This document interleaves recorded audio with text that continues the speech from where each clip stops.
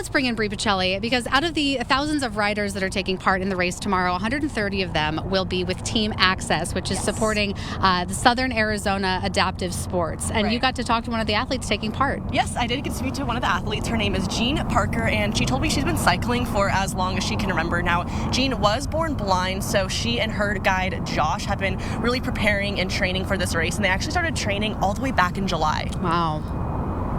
A few months ago, Jean and Josh were asked if they wanted to participate in El Tour de Tucson. I had no idea that this was on the agenda. As soon as they gave the okay, they started training, riding 2 days a week and gradually increasing their distance on their tandem bike.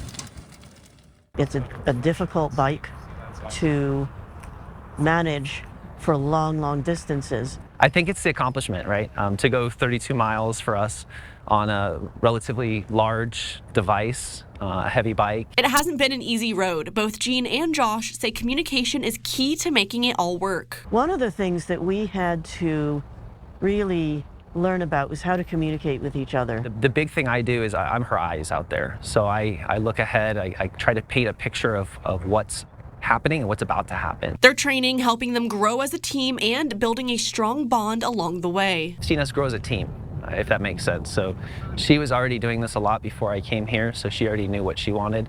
But for us to grow as a team and figure out how to communicate, how to ride together. With Saturday's race, the team says they have a few goals in mind. We would like to get a good time. I think we've got a few goals in mind. Even though this will be their first time racing in El Tour de Tucson, Jean says she's ready. So, am I nervous? No.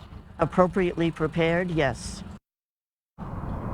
So like Josh mentioned in the package, they're going to be racing in the 32-mile race tomorrow. And so far with their training, they've ridden 25 miles, which is still a lot. And they have this, I don't know if you saw in the story, they have this big tandem bike. So they both sit on it. It's 70 pounds. So it's really heavy. So 32 miles is definitely a lot, especially going up all the hills. But as far as Team Access goes, it has really grown over the years. And like you mentioned earlier, they have 130 adaptive athletes competing this year compared to the 97 they had last year. So you could really imagine like how much it's growing. And if you want to get involved in this organization, you can reach out directly to Southern Arizona Adaptive Sports. I mean, they do really incredible work, and what an inspiration. I mean, to have that kind of trust and teamwork between two people, that's a really great energy. I love that.